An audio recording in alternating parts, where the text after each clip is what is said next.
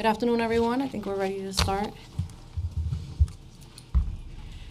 Good afternoon, everyone. I'm Councilmember Diana Ayala, Chair of the Committee on Mental Health, Disabilities, and Addiction. I'd like to thank my colleague, Councilmember Donovan Richards, Chair of the Committee on Public Safety, for chairing this hearing with me this afternoon. I'd like to also welcome Councilmembers Holden, Menchaca, and Gibson. Hey, Jamani Williams. Today's hearing will explore a holistic approach to addressing the opioid crisis in the Bronx. I use the word crisis because that is exactly what we are dealing with in my district, Council District 8, which includes the Mott Haven, Highbridge, Concourse, Longwood, and Port Morris neighborhoods in the Bronx. For too long, these neighborhoods have had to carry the burden that comes with opioid misuse. It has taken a toll on our residents, on our local businesses, on our law enforcement agencies, and on our communities. In 2017, there were 1,487 unintentional drug overdose deaths in New York City, 82% of which involved an opioid. That means that every 6 hours, someone in New York City dies of a drug overdose. More New Yorkers die of drug overdoses than homicides, suicides, and motor vehicle crashes combined. Fentanyl, a highly potent opioid, is involved in around half of these overdose deaths. In the South Bronx, specifically in Highbridge, Morrisania, and Hunts Point, Mott Haven, the unintentional overdose rate is more than double the city average. Today's hearing will give the committee an opportunity to hear from the administration and from advocates about the work that we're doing to address this epidemic. We have already committed resources to ensuring harm reduction for opioid users, medicated assisted treatment options, peer programs, opioid antagonist training programs for city agencies, cleanup efforts, and syringe exchanges, and a law enforcement regime that shifts focus from criminal enforcement to treatment of a health crisis. We in the city are doing a lot to address this, but we need to do more so that this does not become normalized for our children living in the South Bronx. No child should have to grow up seeing struggling people in the streets and discarded needles in the parks and playgrounds. We need to do better for our communities. I want to thank the administration for the commitment that they have made to bring more resources into the Bronx, and I look forward to hearing more about all of the work that we're doing and the role that the City Council can play. I also want to thank Committee Staff Counsel Sarah Liss, Policy Analyst Christy Dwyer, Finance Analyst Jeanette Merrill, my Chief of Staff Millie Bonilla, and my Legislative Director Bianca Almedina for making this hearing possible. I now turn over to Chair Richards for his opening statements. Good afternoon, and I want to thank Councilman Ayala for convening this hearing and inviting the Public Safety Committee to join for this important topic. The truth is, part of me wishes that I didn't have to be here. I wish the Public Safety Committee didn't have to be here. Drug addiction should be a topic for the Mental Health Committee, and I look forward to a day when I or whoever chairs this committee doesn't have to wonder about who the NYPD is arresting for having what I believe is a medical illness. And I'm not saying that to be critical of the NYPD for doing exactly what we have asked them to do, what the penal law tells them to do. Drug addiction has been a problem since long before the opioid crisis, and the choices made by public officials here in New York City and in the state legislature over the last 4 or 5 decades have required NYPD officers to arrest people for being sick. Decisions made by people within the court system meant that these sick people were sent to Rikers Island to get better until they could plead out and end up back where they started. And we all know how that worked. Today, I'm encouraged that some things have changed, that drug courts, alternatives to incarceration, community-based solutions have been utilized more and more, and jail less and less. But that shift also means that we need to come up with other answers for New Yorkers who live in places like the South Bronx. People who on the way to work see addicts injecting themselves out in the open, people whose kids see syringes piling up in their parks and on their street corners. They rightly wonder what we are doing to fix this problem, and our first line of defense, they ask the NYPD to please do something. And I'm sure for the officers who take their mission to clean up the streets to heart, it is hard to see someone they've taken off the street end up right back there the next day. I wish I knew exactly how to get us out of this crisis. Hopefully today we can move forward with a solution, and my guess is that the esteemed witnesses who are before us have some good ideas that I'm looking forward to learning more about. But one thing I do know is that we are not going to arrest our way out of this crisis. It has to be a medical solution, a community solution, not just a law enforcement solution. Thank you, Chair. I want to also recognize Council Members Miller, Van Bramer, and Councilmember Cohen. I believe I saw him. Council will now administer the affirmation. Do you affirm to tell the truth, the whole truth, and nothing but the truth in your testimony before this committee, and to respond honestly to council member questions?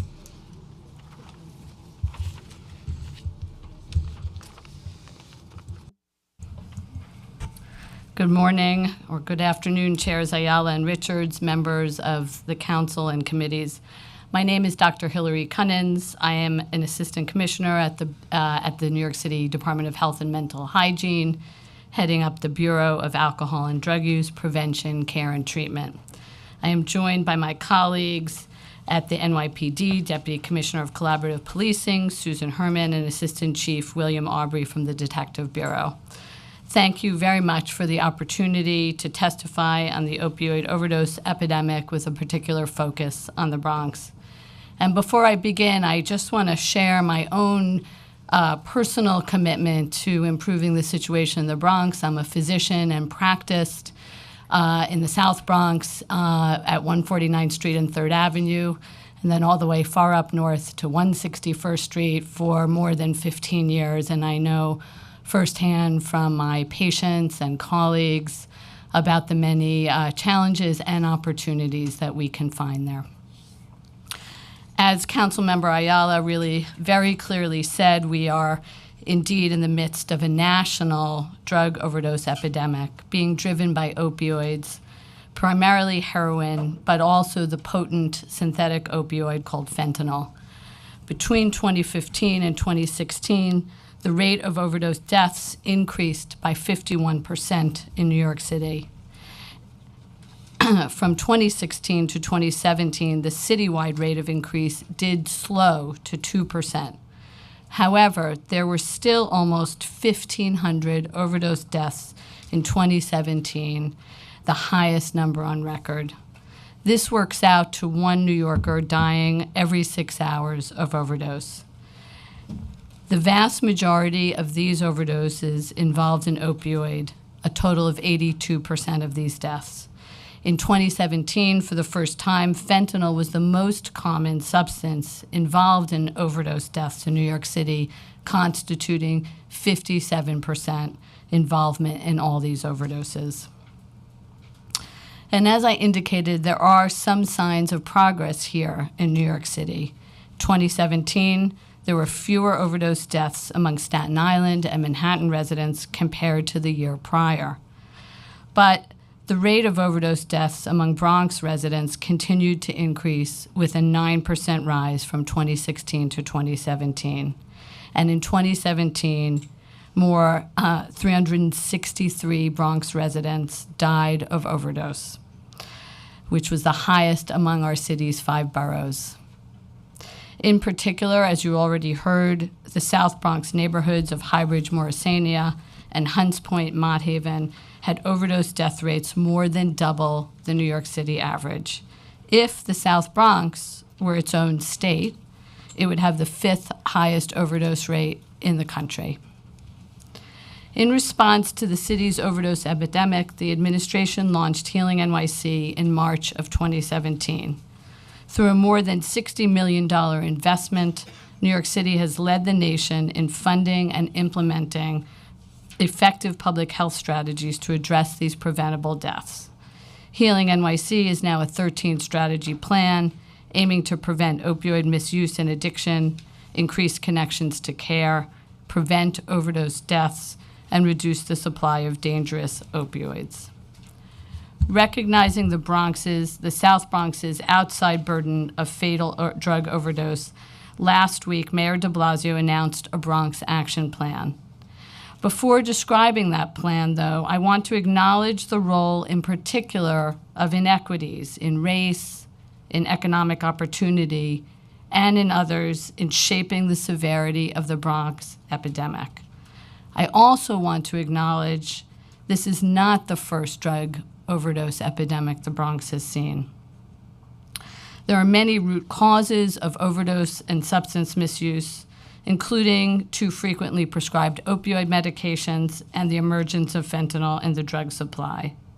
But the root causes of the opioid overdose epidemic, in particular for communities of color and in the Bronx, also include poverty, lack of economic opportunity, trauma, and importantly, past drug policies that have not, as you also have heard from Chair Richard, addressed addiction as the health condition it is, and which have led to missed opportunities for people to engage in health services. Now I would like to summarize the $8 million four-part plan that will enhance and tailor Healing NYC and Thrive NYC strategies for the South Bronx. The first part of the plan will establish and expand programs to connect people who use drugs to care and services. The Health Department recently launched Health Engagement and Assessment Teams, or HEAT. In a team consisting of a social worker and a peer advocate, HEAT will accept referrals from first responders, including NYPD, FDNY, and Parks Department staff, to engage and connect with people who have substance use disorders and other mental health conditions. There will be 2 HEAT teams in the Bronx to support first responders in substance use-related calls.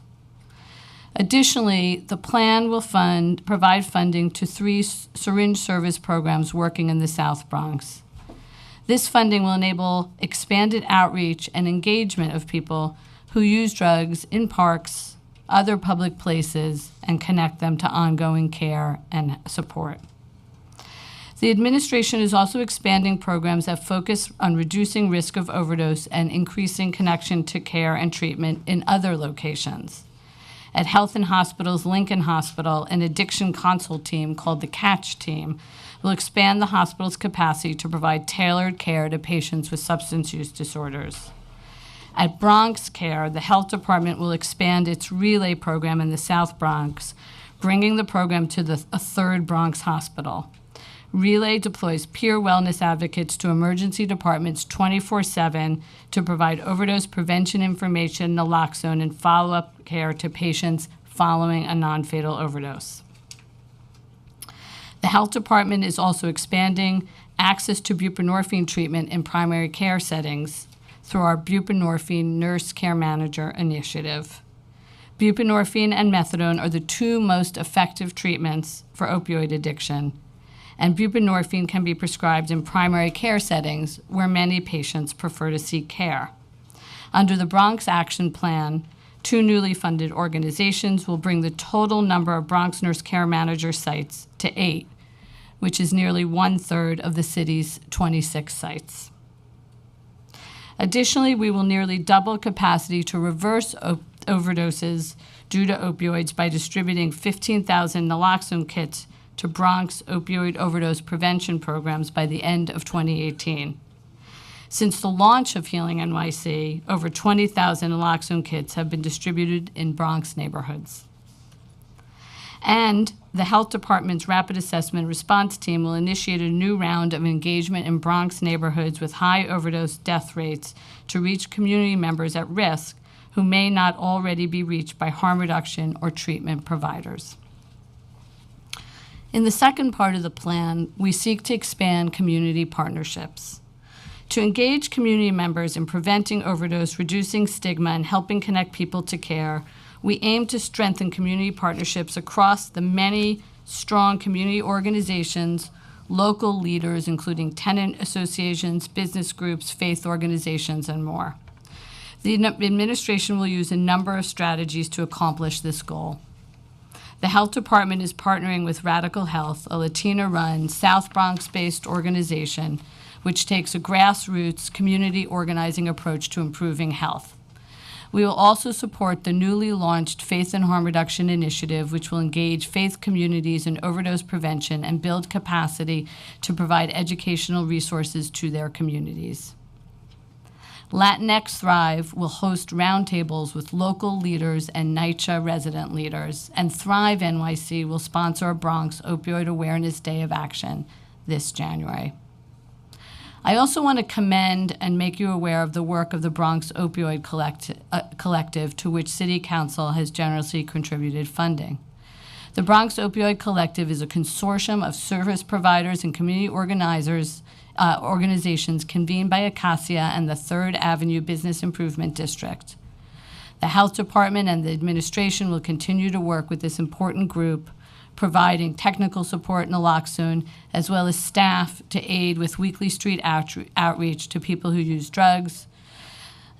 During these outreach efforts, we offer a range of services and referrals, including harm reduction services and other referrals to health services. The third part of the plan seeks to increase public awareness about the dangers of fentanyl and the availability of medications to treat addiction. The Health Department will launch a campaign focused on the risk of fentanyl, which is being mixed into illicit drugs, including heroin, cocaine, and crack cocaine. Because fentanyl is very potent, a person can overdose even after ingesting very small amounts. We will also relaunch our Living Proof public awareness campaign that features real New Yorkers, including several Bronx residents. In these ads, New Yorkers speak about their own opioid addiction and their treatment with methadone or buprenorphine. Together, these advertisements provide accurate information, spark open conversations about substance misuse and addiction, and decrease stigma associated with its treatment.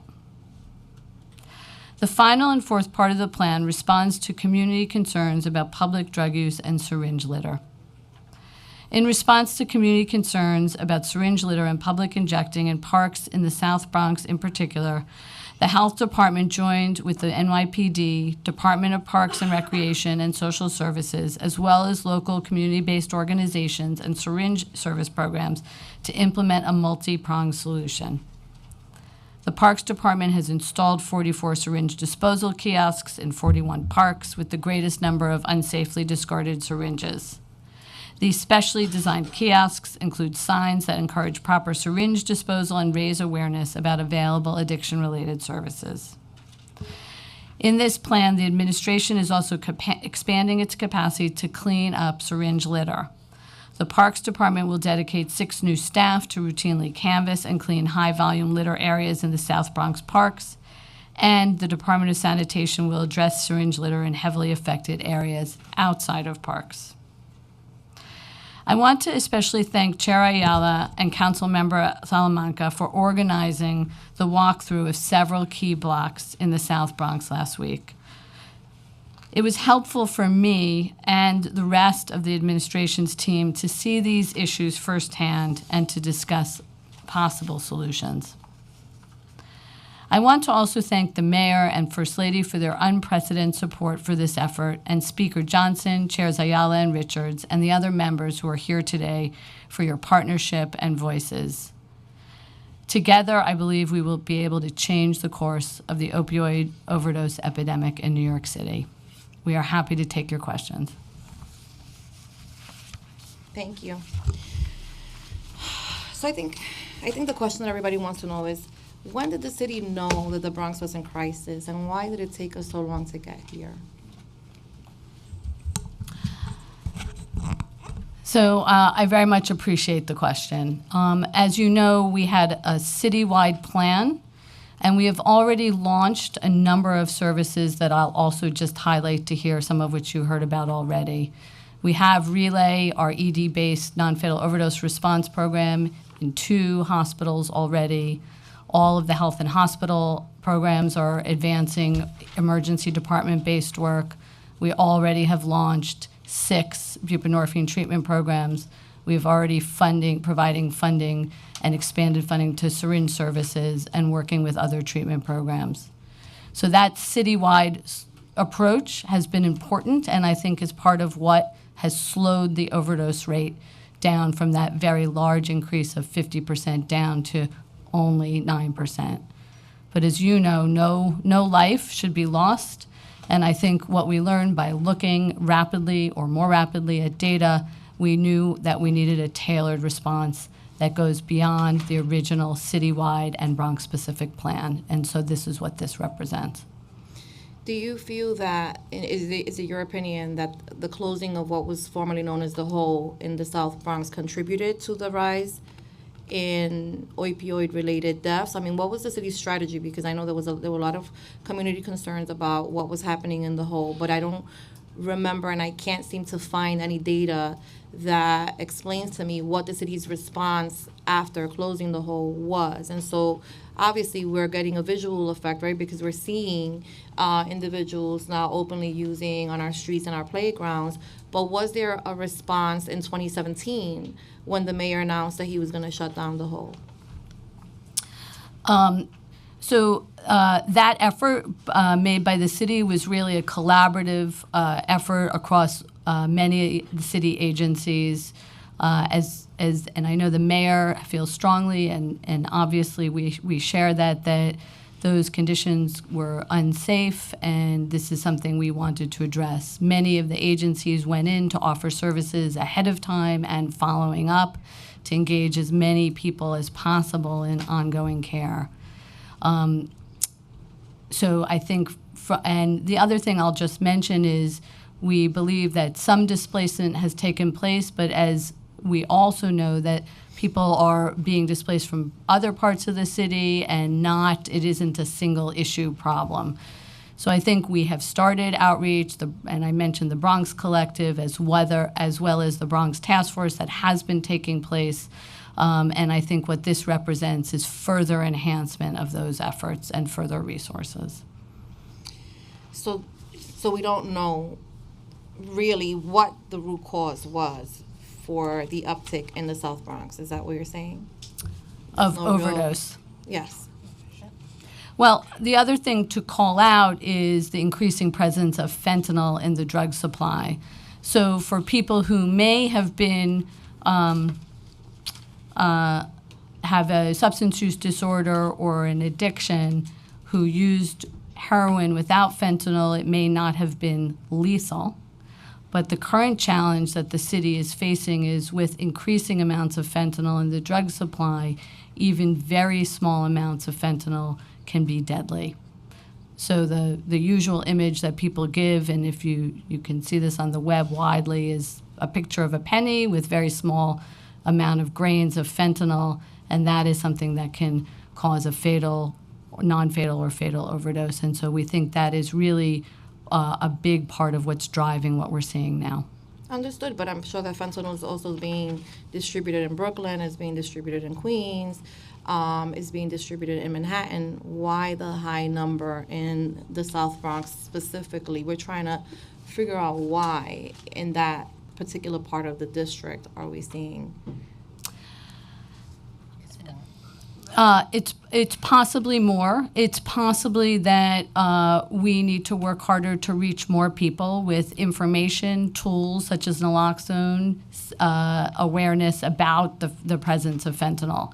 I'll also note that Brooklyn also saw an increase in overdose deaths, and we are continuing to work hard there as well. When the administration announced the launch of Healing NYC in March of 2017 and the initial $38 million investment in the initiative, it stated a goal of reducing opioid deaths by 35% over 5 years. However, between 2016 and 2017, opioid overdose deaths increased by more than 51%, and between 2017 and 2018, they increased by more than 4%. Is there a 35% reduction in overdose deaths by 2022 still a realistic goal? And if so, specifically, what actions will be taken to ensure that decline? Yeah, I mean, I think so. So Healing NYC was announced, of course, in the third month of 2017, and we are still, and I think this is an example, able to grow and tailor programs as we go. I think we are keeping on that goal and really trying to explore every strategy and be flexible, and through collaboration with colleagues across the administration to try everything that we think could possibly have an impact. You mentioned the the Opioid Collective. Were they involved in advising in ways in which the broader Bronx Action Plan would be implemented or should be implemented? So my staff, as well as staff from other agencies, have been working very closely with them. They were part of what raised our awareness and informed the plan around, in particular, syringe litter, and in particular around public drug use. So our work with them and our general experience with their experience informed some of the approaches we're taking here and will continue to take with them. Could you explain a little bit more about the syringe litter program? The part of the initiative. Sure. So I think it really consists of a couple of different parts. One is the presence of kiosks and that are labeled as safe places to dispose of syringes. And I think what is part of our approach with both outreach and making kiosks available is supporting people to dispose of syringes safely in neighborhoods, to care for parks, to care for communities. So it's really providing access to safe disposal. The other part is making staff more available, city staff, to provide efforts to clean up from the ground, as we saw when we walked with you, the great number of syringes that are disposed in streets and in the park, and is really an effort to clean that up and keep that clean. The other part is to have more present and consistent outreach to people who either are both themselves at risk of overdose, who might be interested in obtaining access to services, as well as supporting their use of the kiosks. So is sanitation going to be So there's a tasked with- piece both, sorry, I'm being Yeah. more abstract than I need to. So both parks is getting additional staff who will increase cleanup within the parks, and sanitation will be increasing cleanup around the parks. And I'll assume that they'll be trained specifically on how to properly pick up. Absolutely, and dispose of. absolutely. And park staff are already who are involved with this effort are already being trained to do this safely, and certainly that's a very important part How of frequently? this. They have been trained, and there is, I'm sure, regular training, but I'd have to get back to How it. frequently are they going to be? Are the pickups scheduled to occur? I'll have to get back to you on that. We'll have to get back to you.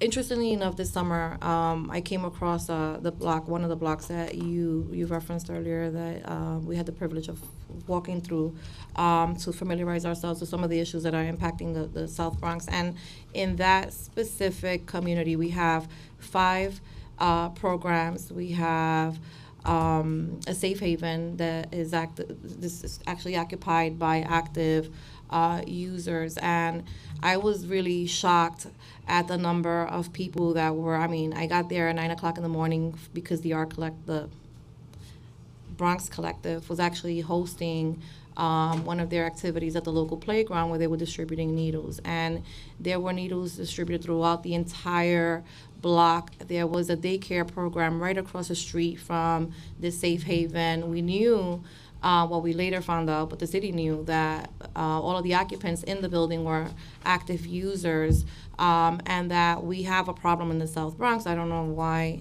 I'm assuming that was part of the rationale for placing that there, but it was right across the street from the public housing development, the playground, and the daycare program, which is half a daycare, half a church, and yet nobody seemed to have picked up on the fact that this was happening. And I got there at 9 o'clock in the morning, parked my vehicle, and immediately I was there 3 minutes when I witnessed several people shooting themselves up in the neck. I got out of my vehicle. I'm like horrified because my 45 years, I had never witnessed something like that face to face. I have heard of it. I've never seen it. Walked the entire block to get to the park where this activity was happening, and the entire block seemed to me like they were under the influence of something. There was evident K2, being used as well. A lot of people shooting up actively, injecting. Let me use the proper language. But needles everywhere, just littered everywhere. Now, Well, I mentioned this because I had asked that police presence be placed there because while we do not want to police our way out of this situation, there's a local playground that was infested with just needles that had been improperly discarded, and people were actively injecting while there were children playing on the opposite side of the fence. This is what my constituents have to deal with on a daily basis. This is what my children are learning, and so. I was just really dumbfounded that no one had ever approached me while I was actively trying to resolve this to say, council member, the problem is that we are inundated with a gazillion programs. We have a safe haven. And I walk into the safe haven and they didn't even realize, or they would not accept responsibility for their clients not only being in the front of the building and really taking over the entire block, but the fact that everybody was actively using and they didn't have any programming. It didn't appear to me they had any programming in that site. And so there didn't seem to be very much coordination of efforts between the city agencies, between the Parks Department, between NYPD, between the Department of Health, between DHS, the community board. Nobody knew what was happening. It was just like a big hot mess. So I wonder, what is the coordination, and how do I, as the representative voice for that community, feel comfortable enough that this plan is not only going to address it, but it's going to do that consistently and is going to take into account, my constituents and what they're going through every single day. Do you want to get to the police board? Oh, I think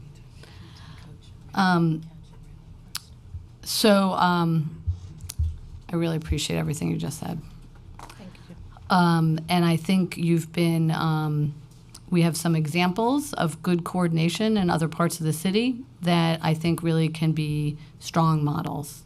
One example is 125th Street Task Force, and I think elected official leadership there has been vital to its success. I think you have our commitment that we want to replicate some of the coordination that has been effective in other parts of the city. And I think with these additional resources, we can make that happen and do that well.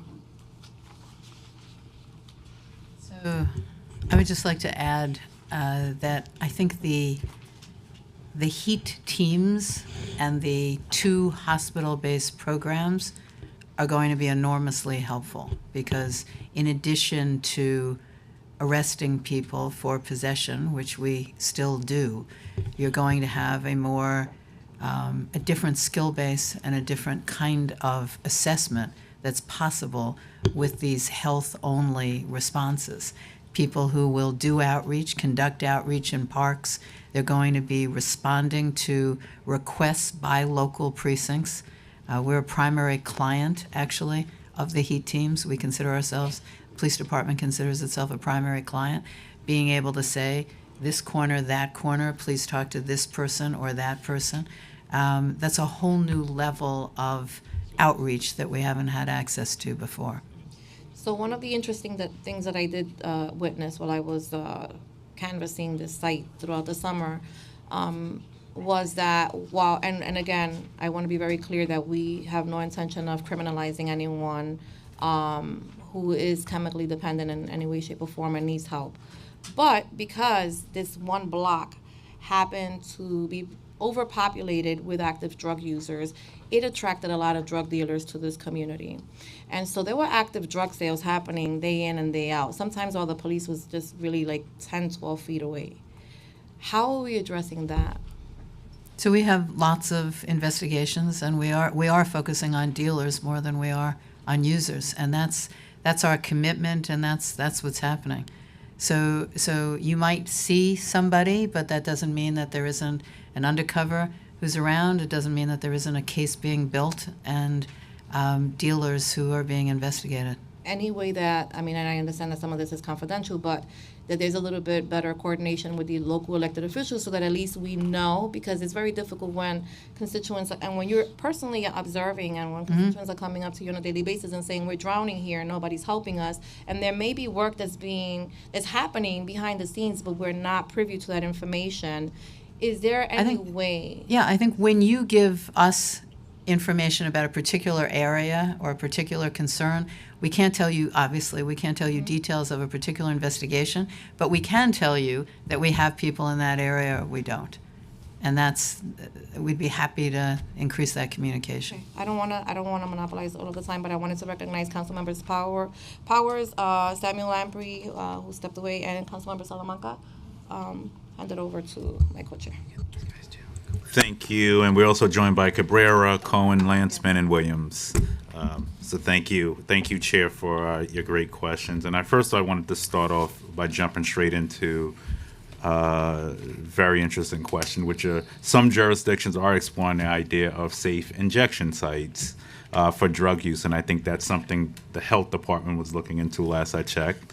The idea is that drug use would at least not be happening in parks and around kids, and that health professionals could control overdoses and make sure people are using clean needles. Where are we at with that proposal? Is that something the police department would support? And I'm just interested in hearing where the health department is at. Sure. Thank you for that question.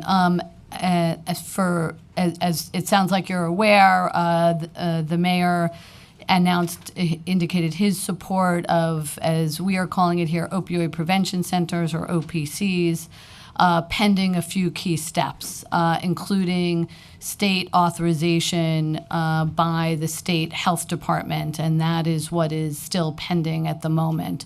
Sorry. Go ahead. And should that authorization come, which we are hopeful for, other steps include district attorney support in the borough, local elected official support, and community engagement. So at this point, we're awaiting State Department of Health authorization. And you're in communication with them. Do you anticipate a specific timeline on when you'll hear back? I don't have that information. Okay. And when was the last communication with them? Do you? Don't exactly know, probably within the last month, 2 months. Okay. And if a specific site was to be placed in the community, I'm assuming you'll follow some sort of EULA process, I would hope. So real robust community engagement. Have you thought that far down the line yet on what that would look like? I just want to correct, Deputy Commissioner Herman just corrected, Overdose Prevention Center, not Opioid Prevention Center, Got it. OPC. I got it. Yeah. Yeah, we don't have the full plan for community engagement laid out. We share your what sounds like recommendation about a robust process, including working with local elected officials. So I would hope that in anticipation, perhaps that this may happen, that we start to look at drafting a plan from now and not waiting until we get an approval. We have seen this happen before in many different areas, and I would hope that the health department is really working in advance of an authorization to start that conversation now, or at least to draft up a process so that we're not waiting last minute. I'm going to shift my PD. Do you have any stance on open I think sites? Commissioner O'Neill has said on many occasions that if they come to New York, that we'll do everything we can to make them work. Okay, great. All right, I want to stay with you, Ms. Herman, Commissioner Herman, for a second. How many officers are currently in the Bronx opioid squad? I'm going to turn to Chief Audrey to answer that. So last year, the Detective Bureau picked up 95 officers that specifically work in each overdose team. And in the Bronx, they have 19 of those 95. And I know you mentioned that there are some open investigations. How long do investigations normally take? So we have, it depends on what type of investigation. So there's long-term investigations, which average 6 to 9 months. They could take over a year. Sometimes they could be closed earlier than 6 months. And then we also have our shorter-term investigations, which could be from 30 days to 3 months, 90 days. Right, and I know that this issue has been going on for around at least 2 years. I think it's been well documented. So have there been any large-scale takedowns? Yes, so Right now, do you want specifically to Bronx? Because I could. Yes. Let me just give you a little overview, and I'm going to turn it over to Chief McCormick to get into the specifics. But right now, citywide, we have well over 2,500 overdose investigations actively going on, and of those, 592 are in the Bronx. So, out of These are investigations, not arrests. these are investigations involving overdoses, so they could be fatal and non-fatal. So what we built in last year was whenever there's a death, we take it upon the police officer and emergency personnel, EMS, at the scene to determine right up front, to make a decision right up front, this could possibly be an overdose. And what we do is we try to preserve that scene because there's a lot of valuable evidence that we have that could help us solve that. It's treated like a homicide right up front. We err on the side of caution, and we'll preserve it. The packaging that's there, we'll preserve that packaging. We'll send it to the NYPD lab. There's a lot of value in that. There could be markings on there. There could be prints. There could be DNA evidence that could lead us to who provided that, who sold that to the individual, as well as media evidence such as a cell phone. A cell phone, we had an incident in Staten Island where a cell phone led to 8 other overdose deaths because they used either text messaging, phone calls, or these encrypted applications to communicate with these sellers. So there's a lot of work that's done up front. I could go on if you want, but if you want specifics on, I know Chief McCormick has some specifics on successful investigations that we've had. We could have him come up and discuss that. Sure. And you said there are 2,500 active investigations. Yes, so- Investigations citywide. So 592 in the Bronx. How many have been closed out total thus far? So, These are all active. right. So these are all active. So these, None of them closed out. they this year Okay. we took over 2,500 investigations. There's over 200 arrests on investigations, overdose investigations. Now we have the issue. These are complex cases, so the issue with overdose, and especially when you have a death, with prosecution. So there's a federal charge. It's conspiracy to distribute a controlled substance, which results in a death. It's a minimum of 20 years. It's a federal charge that we work with the AUSA. That is our hope, to bring every overdose death to that. We've had a dozen arrests this year just with that, and we're learning. Last year, we realized the importance of this charge and how to work with the AUSA. And each borough and each overdose team is working aggressively with the AUSAs to continue on with these type of arrests. And then there's also another federal charge, which is conspiracy to distribute controlled substance.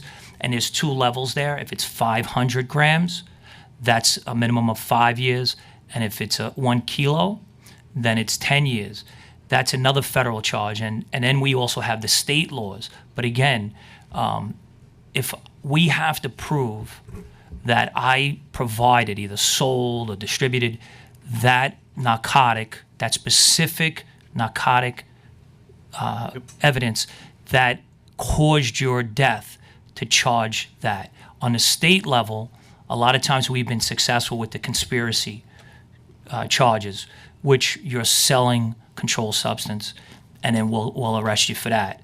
But Chief McCormick could tell you about some specifics on it. Yeah, and let me go back for a second because this conversation sounds very familiar, leading back to the 80s and early 90s, I'm sure, with the crack epidemic. And I'm interested in knowing, who are the people selling on the streets? Are these the same ones who perhaps are adding the fentanyl, or is this happening at a higher level? So I want to hear a little bit more. Who are these individuals who are selling and being busted?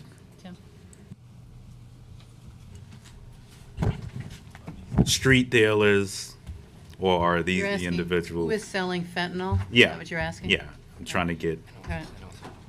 Chair, just as it relates to 2 cases I could speak about in the Bronx, one where 10 subjects were arrested, about 4,000 glassines of heroin, over $200,000 worth of cash that had been recovered. These people are not low-level people; they're high-level people that we're prosecuting. There's another case in the Bronx where we arrested 18 people, seized over 4 kilos of heroin, and these are all high-level people. And who are they getting it from is the question. When we conduct an investigation, the idea is to always work up the chain, up the ladder, so to speak. So we want to get the people that are pushing this product onto the street and killing our children. That's what we're looking to do. And does this work, I'm assuming you work with the special narcotics prosecutor? I guess. Yes. So can you speak about coordination there? So we have the benefit on for the Bronx. Yeah. I have the benefit of working with the Bronx DA, with the Special Narcotics Court here in Manhattan, with the Assistant U.S. Attorney in Manhattan, and also with the Assistant U.S. Attorney in Brooklyn. So I have that availability here. It is very difficult. It's very complex. We have these compounds that are coming into our country from Mexico, from China, and we work on not only the street level where we have the user, but as we move up, we're moving internationally also. Yeah, and you said 10 subjects arrested. These were all local individuals, or because these investigations are active. I'd rather not say who they are, but they're significant people who are preying upon our loved ones in the city, and particularly the Bronx for me. And how old are these individuals normally? I don't want to get into demographics of them, but I assure you, the object here is I do acknowledge that some users will sell product to support their own habit. I think we have a way of dealing with that through the court system, and that's not what my objective in the Bronx is to do. My objective is to get high-level people. And just go back to how many arrests were specifically made in the Bronx? For my overdose team this year, I have made 35 arrests. 25 of those arrests are related to fatal deaths, and 10 are related to non-fatal deaths. I just want to be clear, you're talking about the overdose investigations, not everything. Okay. Let's go into non-fatal for a second now. So what agencies other than the police department come to the scene in the event of a non-fatal? We have that come here. The 911 call comes in. You have FDNY EMS that responds. Mm-hmm. You have NYPD that responds. You have the OCME would respond, whether it's OCME? Medical examiner. examiner. Medical Office of examiner. Medical. Generally, a medical legal investigator will show up. Not in a non-fatal. Not. Only in a fatal. Only in a fatal. Only in the fatal. So non-fatal, I want to Right. hear a little. EMS and NYPD. Okay. And sometimes, many of the non-fatal overdoses, because the city has been so good, that the health department has been so good about getting naloxone to all kinds of people. A lot of the non-fatal overdoses are getting naloxone at a community health center, families are administering naloxone and then calling 911. So if 911 is called, it's police and EMS. So health department, so these heat teams, can you just speak specifically to The heat what their teams are not focus was? responding to 911 calls. They're not? No. Okay. So health department, no one shows up, just EMS specifically? So the health department, and Dr. Cunnins can respond to this, but the health department would get involved in that case if the person is taken to the ER Okay. and the relay program is in the hospital there. They would engage that person Okay. and offer ongoing assistance, treatment. So no arrests assessment. would be made at the hospital, or arrests made at No arrests are made there, at the home, or at the hospital. That's the Good Samaritan law. Okay.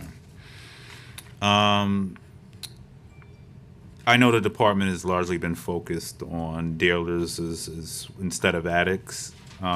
Is it ever difficult to distinguish between the two, and how do you handle that? So I know you went into a little bit about the focus not necessarily being on arresting. I think We are still Which criteria is there? arresting people who possess controlled substances, and in Bronx soon, but in all the other boroughs except for Queens, so Brooklyn, Manhattan, and Staten Island, we have The hope. post-arrest, pre-arraignment diversion programs, either HOPE or in Brooklyn it's called CLEAR. In the Bronx, it's going to start within the next couple of months. We'll have a HOPE program there. But the Bronx and Manhattan also have post-arraignment diversion. So once you get to court, they have the OR program that is diverting people. And there are assessments done as to what would be the next most helpful way to reduce harm. They're all harm reduction focused. So it's not a cookie cutter approach. Everybody is assessed. And, Staten Island's been up for 2 years in January. I think they've had a great deal of success. Brooklyn is doing very well. Manhattan is only in Manhattan North at this point. But these programs are, I think, helping a lot of people get back on track. And then if they meaningfully engage, that's the word, and whatever that means is different for each person. Their case is dropped by the prosecutor and the arrest is sealed. I just want to delve in a little bit before I turn to my colleagues, just on the local. So obviously this has been a big quality of life issue that I don't think would be tolerated in all parts of New York City. And I certainly believe that, anyway, I will try not to go there. But I just find it horrible that our children have to watch people shooting up next to them in a playground as they play. And I find it hard to believe that this would be acceptable in other parts of the city. What options does the NYPD have for dealing with a neighborhood that is frequently overrun with users this way? So can you just go through your... Well, obviously every day they're experiencing people shooting up in public. What has enforcement, and like I said, I know it's that delicate balance. We don't want to lock people up, but what are we doing to ensure that they can have a better quality of life? well, we are arresting people. We are also now looking forward to, particularly in the Bronx, really using these heat teams a lot, because that's exactly what they can do, is intervene. We are working with community partners, syringe exchange programs, everybody that the health department is talking about. We are trying to maximize the outreach that's possible so that people know that help is available to them. That's the police role is really enforcement and diversion. Right. So if you arrest somebody at a spot today, what does the spot look like tomorrow? Well, if we arrest somebody at the spot today, if just in terms of our interaction with that person. Or no, I'm just saying with the community. So you went in and you showed a level of engagement. You arrested, took somebody off the street. Or are those individuals back there the next day? People still utilizing at the same spot? What does that look like? They may be back there the next day because the individuals that are all eligible for all the diversion programs are all DAT eligible. The ones that are going online may not be back there the next day. The ones that are DAT eligible are being offered services. Many of them are being accompanied immediately from the precinct to an assessment center, and many of them starting treatment right away. That's what's happening. That will happen in the Bronx as soon as HOPE starts. In every precinct, we'll have peer navigators coming directly to the precinct, training them in how to use naloxone, giving them naloxone, and talking to them about services. And in many cases, if it happens the same way, and I have no reason to believe it won't, as it is in Staten Island, Manhattan, and Brooklyn, they will go right then to an assessment center who will help someone think through what's the next best step for you. And that's where we're hoping they won't be back in the park the next day. Alrighty, I will come back, but I just want to make 2 points. One, that I really hope we are focusing on the individuals who are bringing this stuff in by the boatloads. Last I checked, we don't have manufacturing hubs in our communities for these things, and I'm hoping that the investigations that are happening are really focused on the individuals bringing this stuff in by the boatload. Secondly, I'll add that in terms of enforcement, I believe that the NYPD can do more. I'm not saying you're not doing anything, but I find it hard to believe that if the department is specifically aware of locations, and if they are specifically focusing in on these locations, even as investigations are ongoing, that we can improve the quality of life for residents who are just trying to get home, who are paying their rent, whose children have to walk by this. And I don't think in New York City that this should be tolerated. I understand it's a big problem, but I do believe, based on what I've read, based on what I've heard from my colleague, that there's a bit more that we can do. Do you acknowledge there's more that we can do until these programs are specifically rolled out? And lastly, what impact do you really think these programs will have that are being rolled out by health? I think heat will have a tremendous impact. We've been talking about heat for a long time. And I think the police department being able to call and mobilize heat for these parks or other locations, I think will be very helpful. So we're going to turn the heat up and, Yes, okay. yes. Sir, can you just Fun speak to, so these programs are going to take, just as most city programs, a Gonna little help. bit of time to roll out. What can we do in the time being until these programs are fully implemented to make sure that residents have a better quality of life? We still encourage our citizens to report their complaint. We can take that in and investigate each one of those complaints, come up with some common denominators in them, and investigate those persons that are preying upon us, that are dealing it. And are you working with local I'm sure there's some local, I think you mentioned nonprofits. What can they do in the meantime specifically? Outreach. Okay.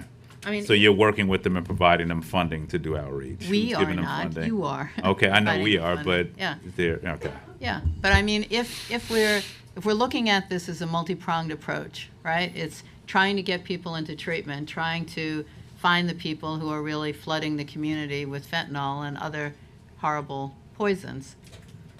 We've got to have as much outreach as possible. We have to find other ways to get people into treatment than the criminal justice system. Right. But that doesn't mean that we're stopping our part of it, but it requires everything that you're talking about. The heat teams, the hospital-based programs, and they've all been ramped up over the last few months. None of them have been in for a long time. And Councilman, I'll just add that, Do you need more resources is the question. Now's With- the time you understand in front of Oleg and Susan. Could your precinct use a little bit more resources in the meantime? And I don't mean to come if you down put it out there, heavily- I'll always ask for more. All right, there you go. So over the course of the next 6 months, can the police commissioner, can you, Susan, agree to ensure that they have a tad bit more resources so that the residents could have a better quality So of life? built into our investigations, the boots on the ground that we truly need to speak with are our neighborhood coordinating officers, our steady sectors. They're built into my investigations. Where we see fit, they provide us with intelligence. We do investigations. Where we have people that are in desperate need of help that are using, we have them as our microphone to NYC Well, to Heat. They can suggest to them that, listen, you truly need to get help while we still conduct our investigations. Unfortunately, they will probably still use, but we'll encourage them to the best of our ability while we still conducting investigations. All right, so Susan, can we get them a tad bit few more officers to work in I there? think you know that's not my decision, but I'll relay Okay. your Can you let the concern. police I commissioner will know? we relay your requested? concern. Okay. I already have it down. All right, great. Okay, thank you. Yep. I mean, I think that Councilmember Richards has a point. We're dealing with unusual circumstances that require more hands on deck. Just out of curiosity, does this extend, do these resources through the NYPD also extend to PSA 7? Because I know that public housing has been, impacted more and more in the last year than, ever before, and there really hasn't been, I've been hearing some of this from some of my resident leaders, but I haven't been really hearing anything from the city around how it's addressing the improper needle disposals at the public housing developments. Specifically, I'm seeing it at Patterson houses for obvious reasons, but I have, received complaints of also seeing it at Millbrook, which is a little bit further south, and I'm not sure. I just wanted to make sure that the PSAs were also a part of this conversation. I can speak to Patterson houses. Yes, the Parks Task Force has been meeting with tenants there, as well as Patterson Playground, and I'll check about Millbrook and any other sites that you let us know about. We're happy to follow up. Thank you. I wanted to acknowledge Council Members Rodriguez, Brennan, and Deutsch, and I want to turn over the mic to Councilmember Menchaca, who has a few questions. Thank you to the chairs and to the NYPD and DOH, MH. Thank you so much for being here. I just want to offer an opportunity to talk a little bit about some discrepancy that we're seeing on the ground. In Sunset Park, I represent a few different precincts, so I'll keep it general to protect identities on the ground. But what's really true and honest is the fact that you have community members that are really engaged on the ground, that have been living, owning property for a long time, have seen some changes, and the NYPD data that's coming down is saying that there's no real increase in crime, no real increase in the stats, and specifically for kind of the opioid crisis. And so you're seeing people on the ground seeing changes, seeing needles on the ground, and then the NYPD data is a little bit different. So I don't know if that's a citywide issue, but I just wanted to let you know that that's happening, and we'd like to maybe work with you to figure out what the discrepancy is all about. Second, I'm thinking about the focus for South Bronx is real, and how do we get in front of it in other neighborhoods where we're just seeing the beginning stages of some of this, and the disposal programs, for example, is an opportunity for us to kind of think about our parks and other locations, and that are ready and able and willing. And is it but for the funding issue? And so how do we take a very active community right now, like in Sunset Park, that I'm seeing that wants to do something proactive, that is seeing both the kind of immigration issues come up, and they're there. There's a very kind of great coalition, and shelters, hotel shelters, and then they're kind of overlaying this crisis, the opioid crisis, on top of it, and wanting to do something. How do we bring the resources to this community and work together to do that? I'm speaking for many agencies. This is not just a health department work, but we're happy to talk more and think more with you. I'll just add that, in the case of the kiosks, when we were first talking about it, I think there were some real community concerns also. And I think one thing that's happened since they've gone in is that it's earned the endorsement of community members. Initially, it was, I think, seen as a negative flag for their community, or potentially a way to draw problems or draw challenges. I think now already, just after implementing for a short time, we're very glad to see community support, and we're glad after meetings and speaking with people to see that they feel that it's an asset. So if you are aware of other communities that would welcome it, we're happy to speak more.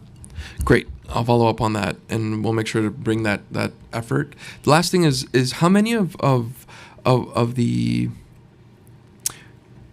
impacted neighbors, users, English language learners, non-English speaking people, New Yorkers? Do we have a sense of that?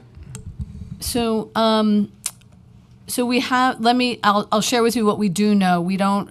There are some limits to our data. So the folks who die of overdose deaths, we don't always know what their primary language is. I think what we know about the Bronx is that the highest number of people who have died of overdose in the Bronx are Latino. We know Latino communities in the South Bronx in particular are predominantly Puerto Rican. We know that many of those folks in those communities have been here for many years and, in fact, are bilingual, monolingual English, and then some monolingual Spanish speakers. I can share with you that in the Bronx, all of our outreach and materials is always in at least English and Spanish, and in other parts of the city, we are also conscious of producing materials and hiring staff or working with community-based organizations that have staff that can deliver services in languages specific to the population in that area. So, for example, in another part of Brooklyn, Coney Island, we are attentive to large numbers of Russian-speaking folks and try to certainly make all of our print materials as well as services available in Russian and English, by way of example. I just want to note that I think when a question was asked earlier about what can we all do, and outreach was the answer. This is one of those things that I think we wait until we get to the problem, that we realize we didn't put in a robust understanding. And so I hope the Mayor's Office of Immigrant Affairs is working with you on this, and if they're not, they should be, and really thinking about how they bring their knowledge, understanding, and ability to communicate to everyone, so that is not a barrier. Thank you for that. Thank you. Councilmember Salamanca. Thank you, Chair. Good afternoon, everyone. I want to get to, first I want to do some fact checking here, just to point out that the Bronx Opioid Collective was created by my office and Acacia to address the opioid issue on 149th Street and to bring attention to it. And it was my office working in conjunction with Diana Ayala and the rest of the council, especially in the BNT, to ensure that we got them the funding necessary so that they can kick this program off. In 2014, the mayor went and visited the Hole with then Commissioner Gilbert Taylor. And the community knew that there was an issue with opioid use, heroin use in that Hole. But the mayor, in my opinion, went there, held a press conference, took some pictures, cleared the area up, but never created a plan to address the issue of opioid in that area. And what happened was that the users now decided to go onto the streets and start using with what I call in your face, where they were injecting in the streets on 151st Street by Immaculate Conception. They were injecting in St. Mary's Park. They were out there. What was the administration's plan to address that issue back in 2014? And why did it take to the end of 2018 for DOH to actually do something about it? So first of all, Bronx Opioid Collective, I know that your office was key to that work, and I really acknowledge its strength in the South Bronx. So I to both Councilmember Ayala and to you. So that the work around the Hole. Let me also just point out to DOHMH and sort of the changes that have been undertaken with Healing NYC. No, if you can just answer that specifically, because I don't have much time, and I want to get to my other questions. So it's relevant because the city for a long period of time had very little capacity to address substance use as a city. Most of the funding was in treatment programs, and so in 2014, for example, we had a staff at the health department of 30 people addressing substance use. So one of the very large transitions that's taken place is, of the many programs you've heard about, including the ones that are newly coming online, is an enhanced capacity to do engagement-oriented work that isn't about waiting for people to come in for care. It's about going to find people.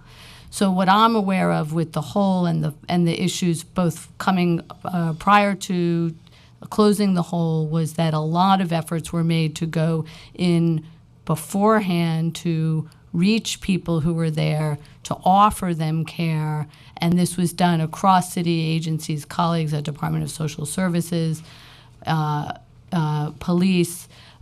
This was not at that time a primary role of the health department. It what I think I will share with you is that we have been doing work. You've been doing work through the Bronx Opioid Collective. We've been adding on new care since 2017, and we'll continue to enhance that work going forward. But I very much hear what you're saying, and we want to go forward and continue to fix this problem. On 149th Street and 3rd Avenue, 148th Street, enclosed by Diana Ayala's district. See, this is a very personal to Diana and I, because that's our border, and this is what I called ground zero for opioid use, and in the city of New York. In that immediate area, even going up to 151st Street, there are 30 opioid-related healthcare facilities, methadone clinics, needle exchange programs, and on and on and on and on. That is why there is a high concentration of opioid use in that area. How can the city have allowed all these programs to be concentrated in that area? Now, and then my second part is, does the city coordinate with OASIS, the New York State Office of Alcoholism and Substance Abuse Services? Do you coordinate when we're talking about citing for these areas? Because it's easy for the city to say, oh, we have no control over those licenses. That's the state, and the state that approves them. But is there coordination? Does the city and the state talk and say, there are too many of these programs in this area, let's spread them out?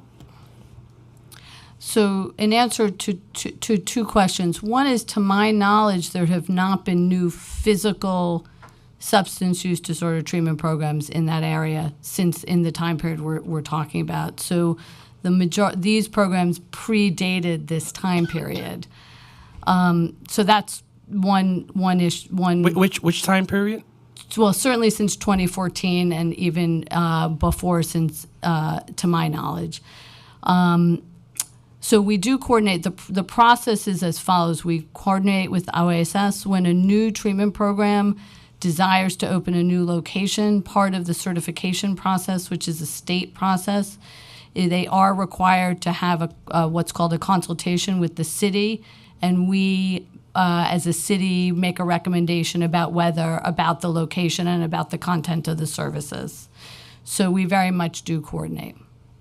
You know, right now, I just got wind that on 152nd Street in Elton, there's an organization that's trying to open up a substance abuse inpatient facility. I wonder if your DOHMH was aware of that. And I'm just asking because I want to know if this coordination with OASIS and DOH actually exists. Let me get back. We will get back to you, council member. Yeah. Okay. All right. Thank you.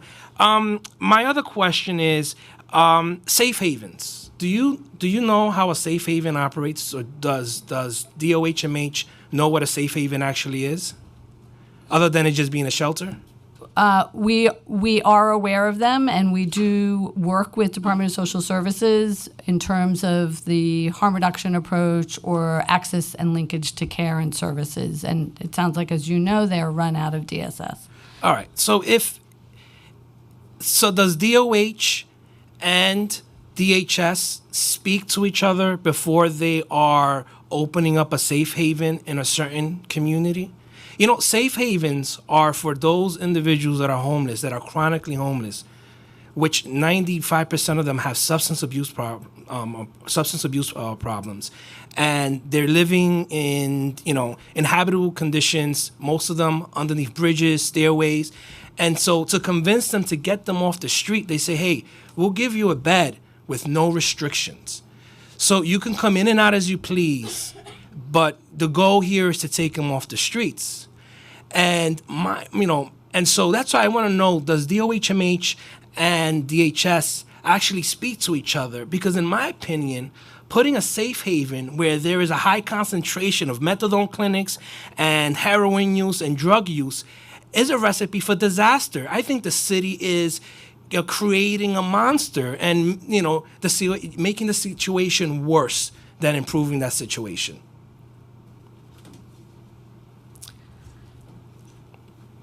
So does DOH and DHS coordinate? We do coordinate services. We typically don't directly get involved with citing before that happens. but from the content programming side of things, we do. All right. Well, question that. The $8 million. And by the way, I am a big supporter of getting individuals who are addicted to opioid the help that they need. When the mayor announced a safe injection sites, one of them was in my location, and I accepted it with open arms. My only concern was the siting of the location, which is something that the administration said we can work with. So to hear that, the Bronx Action Plan will dedicate $8 million solely to the Bronx for programming and advertising, it's extremely exciting to me. And I thank you for that. But I have yet to see the Bronx Action Plan in paper. When can we get that? I mean, it's good to sit in a press conference and say, I came up with a plan. I haven't read it. When can I get access to this plan? We will get it to you soon. Thank you. Now, is there money dedicated to help NYPD with enforcement as part of this plan to address the drug dealing that's happening? And I'll explain why. Diana and the Chair Ayala and I, we share the 4-0 precinct. And we're constantly having conversations with Inspector Hennessy. And I think he's a very competent, well-spoken. I really like him. But I want to make sure that he has the resources necessary. Does the 4-0 precinct have the manpower to, number one, patrol 149th Street and 3rd Avenue, which after Times Square has the most foot traffic in the city of New York, has one of the highest concentrations of NYCHA developments in the city of New York, okay, has one of the highest crime districts in the city of New York, and also has to address and has to patrol these areas where there's high concentration of drug dealing and homeless shelters? I'm Deputy Inspector Brian McMahon from the Patrol Bureau Bronx. Thank you for inviting me. The 4-0 is actually doing a phenomenal job, like you said, under Inspector Hennessy. Right now, he's experiencing a dip in crime year to date. He's also worked with the BID and yourself about putting extra resources into the district, especially 149 and 3rd. So right now, the overall belief is that he has enough resources to address the conditions he's facing. I would have to respectfully disagree. I think that Inspector Hennessy and the 4-0 precinct need more resources. They need more officers to help them again.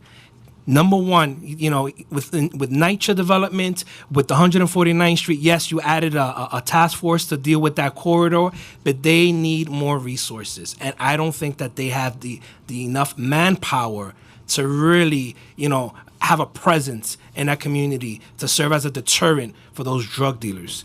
And then my last question, in speaking to some higher ups in NYPD, some of their frustrations were that the judges, when you're arresting these low-level drug dealers, and they go to the criminal court, the judges are either not giving them, enough an adequate sentence, or they're putting them in programs opposed to actually giving them jail time for selling illegal drugs. Is NYPD having a good conversation or coordinating or in discussions with the district attorney and the judges and asking them for help? And again, I don't think that arresting individuals is a solution for this opioid problem. I think programming and getting into programs is the right way, but that's for the users. The dealers, we need to address them in a separate way. We're in conversations with all the district attorney's offices, talking about when diversion is appropriate, when it's not appropriate, and those are ongoing conversations. I think the HEAT teams will be pre-arrest, trying to reach everybody, including people who are low-level dealers who are users. But we are in constant conversations with the DAs. All right, thank you. If there's a message that we're getting out of here, we have to get the 4-0 precinct more resources, and we need to get a copy of this Bronx Action Plan. Thank you, cheers. Thank you. Councilmember Powers? Thank you. I want to just taking some of the lessons here and making them more citywide. I also want to talk about, and it's in your testimony too, the frequently prescribed opioid medications and the role of that of prescriptions and the access. Can you tell us any efforts that the city is taking to ensure that we're not overprescribing and that we are limiting access where we can? It's of course related to not trying to solve the problem at the end of it, but trying to prevent access in the first hand. And is there a role for the city in that? What is the role? What limitations do we have versus state and federal in terms of limiting and being preventative in access? Sure. Thank you for that question. So the city health department is involved in a number of ways. One is we have issued guidance for what we call judicious opioid prescribing, that is less risky forms of prescribing. We issued those guidelines first in the prior administration and just recently released them in order to ensure that prescribers know about them. We disseminate them widely using what we call a public health detailing strategy. We go door to door visiting practices to make sure that prescribers know about what we recommend and urge them to adhere to those guidelines. We have visited more than 3,000 prescribers over the last couple of years to do that, and we've evaluated our efforts that show decreases in high dose or the riskiest form of prescribing in 2 of those 3 efforts.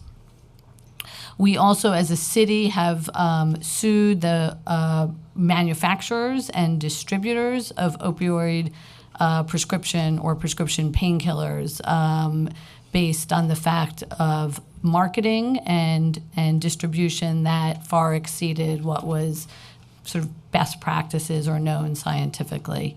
The state maintains a prescription monitoring program database. Because of state law, prescribers are mandated to check that database before prescribing any controlled substance, and that has been part of what, together with what we believe our city efforts, have led to decreased patients from seeking multiple prescriptions from multiple providers through multiple pharmacies. We also use that database, although we don't have identified information, as an overall evaluation of the amount of prescribing that's happening in the city. And we know from that database that prescribing has gone down on a per capita basis. And can you tell us how much it's gone down and what time period? I need to look for specific numbers. We can get that back to you. It's since when we first had the data become available in 2012 through our last available data is through 2017, and I can get you that exact number. Okay, I appreciate that. And as you follow this issue nationwide, one of the cities that has been, I would say, devastated but recovering is Dayton, Ohio. It's actually where I went to college. It's a city I follow very well. Dateline and the New York Times have actually have done a lot of coverage around their efforts to. It's an economically distressed area, high usage. There's been New York Times has a coverage that it was a 54% reduction in fatal overdoses over 1 year, which seems like one place to even though there's a high usage, to look at in terms of how do we learn from other cities that have been dealing with this maybe as long or longer.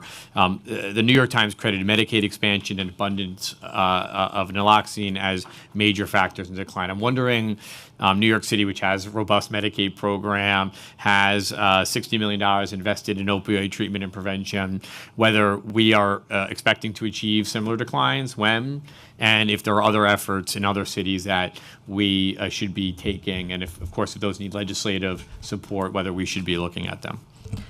A couple of things I just want to mention about Dayton and other jurisdictions. One thing to just be aware of, the way in which our epidemic is differing from other epidemics, particularly in the Midwest, is that for the entire period of our epidemic, we've had lower proportion of overdoses involving prescription opioids than almost every other jurisdiction across the country. Our problem throughout this whole period has been dominated by heroin and more recently fentanyl. So just for context, not to say we're letting up on prescription opioids. I think Dayton saw some quick wins because of Medicaid expansion and because there was real pent-up demand for treatment. I think it is possible that we would have had a worse epidemic had we not had treatment as available as it is, though we have more work to do. We have the largest naloxone distribution in the country, and I am confident, and we get together and with Deputy Commissioner Herman and representatives from other city agencies, and we were just doing this morning to think about best strategies to distribute that naloxone. I'll just also add to the Dayton, Ohio experience that was also mentioned in the same article is that they saw a brief uptick in carfentanil, which is, for those of you who are aware, an even more potent form of fentanyl. That carfentanil appeared and then seemed to disappear. The article didn't attribute to what reason it disappeared, but the health department there and colleagues felt that the disappearance of carfentanil was also contributing to the decrease in fatal overdoses. The last thing I'll say is to really sort of call out the work of our administration is we are all in conversation with jurisdictions around the country, stealing from what other people have found to work. And in fact, our relay program, which is the 24/7 post-non-fatal overdose program, was based on an earlier pilot in another state. We adapted it for the New York City context. We would like to think we improved upon it, and this is what allowed us to both pilot and now scale that up. Thank you, and I appreciate the distinction between the jurisdictions, but also the usage. But just on the opioid side, just in general, the DOH, I think it was probably 2 or 3 years ago, had partnered with folks around a drug take-back program. Could you just tell us any metrics or level of success in terms of, or how do we measure success in terms of the drug take-back program? So drug take-back programs, it was not actually the city health department. That those take-back programs have often been conducted by DEA sponsoring local events. I think NYPD has sponsored some events. We think they are good strategies to raise awareness. Often the result is tracked in pounds or tons of total medications. We don't know how much are actually opioids often, unfortunately. We think that we have also messaged to patients to dispose of medications by mixing them with noxious substances, kitty litter, coffee grounds, so forth. And in the city, we have also, after much discussion with environmental folks, as the FDA does, recommended flushing where other means of disposal are not necessary. Increasingly, pharmacies are also having boxes to take back medication, and so we want to make it part of everybody's daily routines to take unused medicines out of medicine cabinets. Thank you. Councilmember Gibson.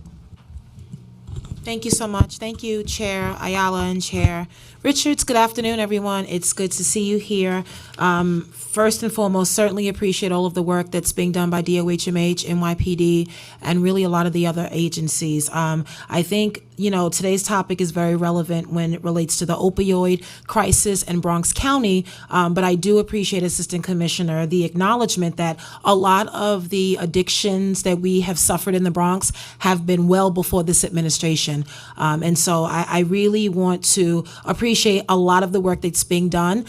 Chair Ayala and Councilmember Salamanca representing the South Bronx, but I share Morrisania with Councilmember Salamanca, and I share Highbridge with Councilmember Ayala. So this is very, very important to me. And the numbers, we know the numbers, we know the data. Certainly the faces of, behind the numbers are community members and residents and family members. And I don't think for a lot of New Yorkers, the recognition of the real crisis that we have. And even before Healing NYC, before Thrive, we still face challenges in the Bronx.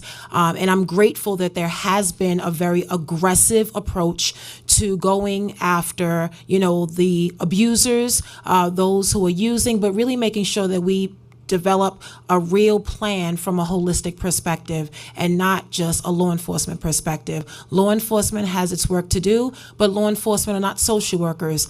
We work with them, but this to me is really a public health crisis. And because of that, it leads to a public safety crisis as well. So I just had a few questions specifically about the announcement that was made last week with the mayor when he was in the Bronx. And I wanted to understand a little bit further of what we're doing in the borough that I represent. So I wanted to first ask, in terms of the naloxone distribution, we have already given out 20,000 naloxone kits in the Bronx. By the end of this year, we are adding an additional 15,000. So of that 15,000, we've already started to distribute, correct? Or is that all in the 20,000? So I will check my number, Okay. but we will reach 15,000 just in this calendar year. Okay. The 20,000 represents since the start of Since the Healing start, right. NYC Okay. in March So of it is additional. 2017. Okay. And initially, when we started distributing naloxone kits, they were all given to all of the members of service in the NYPD, new recruits that are graduating from the academy, and then we started to expand. So who are the stakeholders that are now getting these naloxone kits?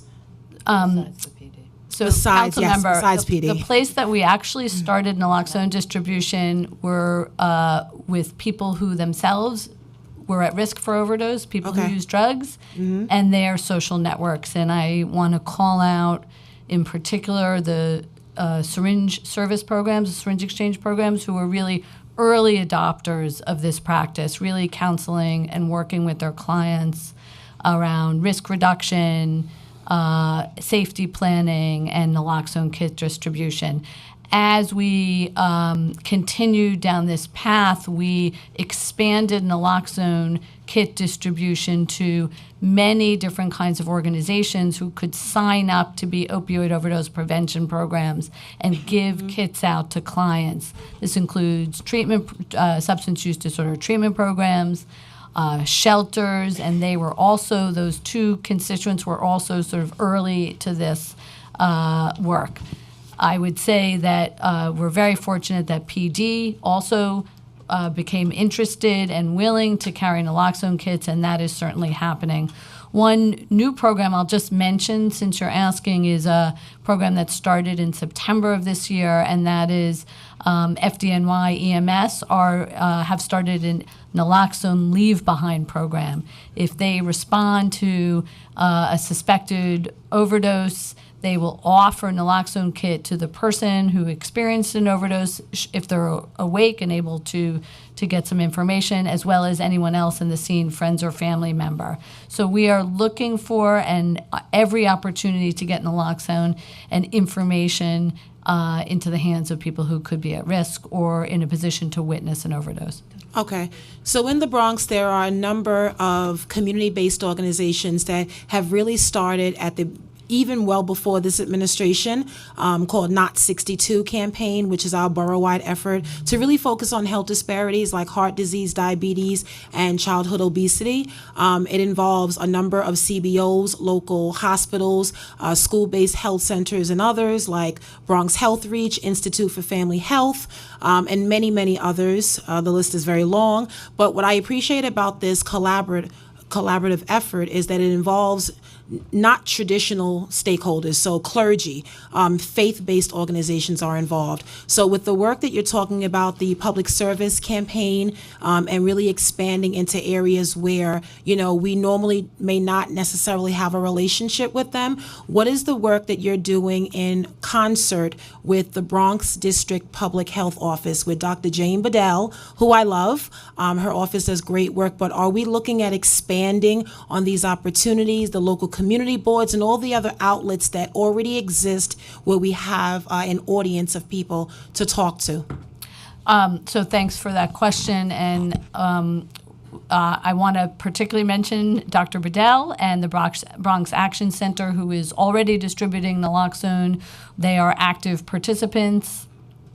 in the coalition that you mentioned, and we are, as well as a couple of other organizations that are already distributing naloxone and doing much of the work that we're describing. So that's exactly the approach we want to expand upon, is thinking about non-traditional partners, engaging with organizations and coalitions that already exist who are working on other health issues, other economic issues, other issues that are pertinent to the Bronx, to continue to expand our messaging, naloxone, access to care, engagement, building upon the good work that's already happening. Okay.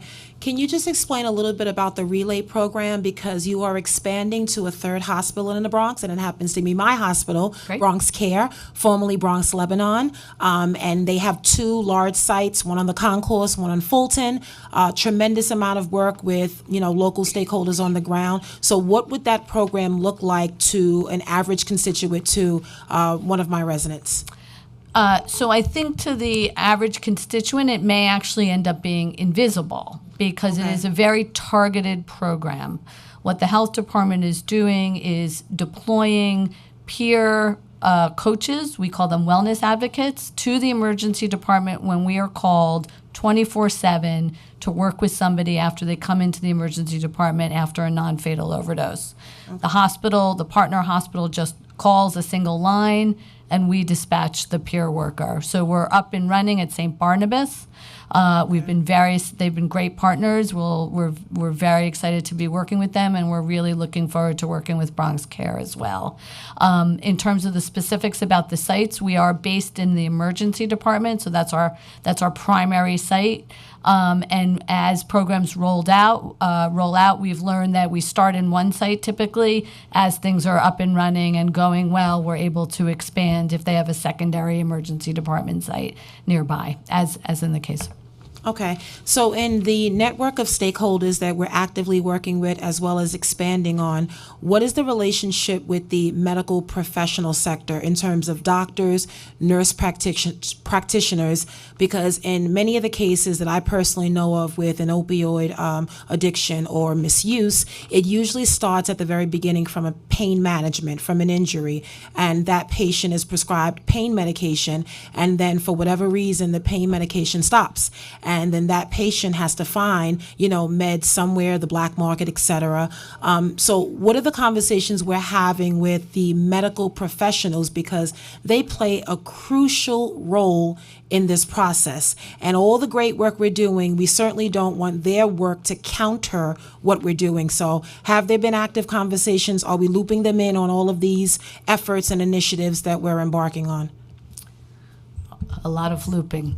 Okay, I can imagine. And arm twisting. I think health professionals want to do the right thing, and they need the accurate information and resources, just like we're talking about community members, just like we're talking about law enforcement. So we are actively working with the health professions community, not only around promoting judicious opioid prescribing, that is shorter duration, lower doses, only when needed. And as I think you were in the room when I was speaking with Councilmember Salamanca or someone else about our public health detailing campaign, where we go door to door. We've reached more than 3,000 prescribers in New York City around various guidance that we issued around the opioid epidemic, and we'll continue to do that. Additionally, we are really working hard to engage health professionals in getting the training and then starting to prescribe the medication called buprenorphine, which is one of the most effective treatments for opioid addiction. We are hosting trainings in which they get information about addiction generally, as well as prescribing the medication buprenorphine, and then we are providing help, technical assistance to those practices to help them get going and begin to offer treatment to patients in primary care and other settings. Okay, great. So I had one final question, but before I get to that, I did want to also echo the sentiments of Councilmember Salamanca in terms of the partnership with Oasis. As a former state legislator, cannot tell you how important that is. And then in January, it's going to be even more important when things change.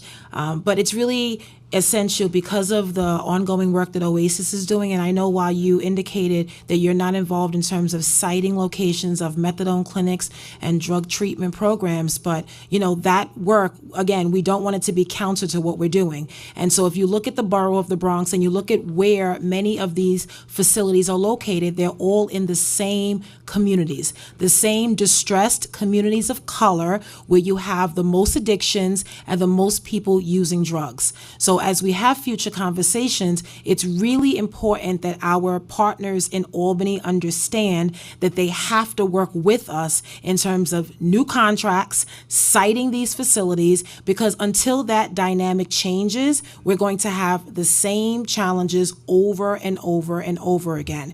And with a lot of the success we have, all of the money we're expending, we certainly don't want Albany to do things that's not in line with what we're doing. So that's my one plug. My second plug is on the syringe expansion program, and I know this is really parks and sanitation, but even with the initial announcement, most of the locations are the largest parks we have, particularly St. Mary's Park in the Bronx. But I want to encourage you, as you talk to Commissioner Silver and Commissioner Garcia, that the playgrounds are very important too, and people are complaining to us about the syringe use, the needles everywhere in the smaller playgrounds as well. So yes, the big parks need attention, but please don't forget the small playgrounds. My final question is about the public health diversion centers. I think I've been having this conversation for a while when I chaired public safety, and we were talking about alternatives to arrests and allowing officers an option on taking individuals who were using drugs into a safe space, a safe location, because many instances when they go to the emergency room, they stay there for hours and they're discharged, and who knows where they go. So the $90 million commitment we have, the two providers, I believe the last time we talked, Deputy Commissioner, we were talking about a site in East Harlem, so I wanted to know if you had an update for us on our diversion centers. I think we will have an update very soon. I know it's been a long-standing those conversation. Words. Soon and very soon. The hurry up and wait approach.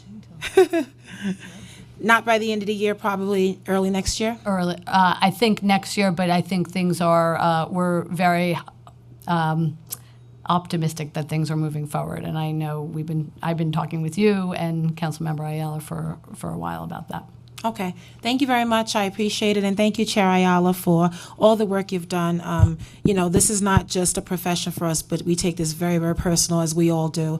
And so I appreciate the work of, the department, the agencies, and encourage us to continue to talk and make sure we are talking to people on the ground. There's nothing like advocates and stakeholders and people who are affected who can really be the powerful voices at the table. So I appreciate it. And thank you, Chair. Thank you. Councilmember Holden? Thank you, Chairs, for holding this important hearing. No neighborhood is exempt from the opioid crisis, as we know. My neighborhood in Queens has been hit hard. I'd like to focus on the public awareness campaign, the Living Proof, which we all see. We can't turn on a TV without seeing a pharmaceutical commercial, and we're seeing hundreds of them. Yet we don't see as many on the opioid crisis, and I don't remember a campaign. It should be a national campaign put out there, but certainly the city should be doing this round the clock on many stations. I know it's expensive, but it's really hard. I don't know who to target on this because it runs the gamut, the ages, the demographics, and how do you reach them with a public service campaign? It's a tough, it's really tough, but it really should go out there. It should be on bus shelters, anything that the city owns or the city contracts out. We should have the message out there. Again, it's hitting everyone. It's hitting everyone hard, and we need to involve the drug companies. Obviously, I guess we're trying. We're suing them, but how do you plan to deliver the Living Proof campaign? Because it's a good testimonials on people's lives. It's a very, very important way to reach everyone. But how do you deliver it? So thank you for the question, and I think that's something that we think awfully hard about when we launch a new campaign or rerun an additional campaign.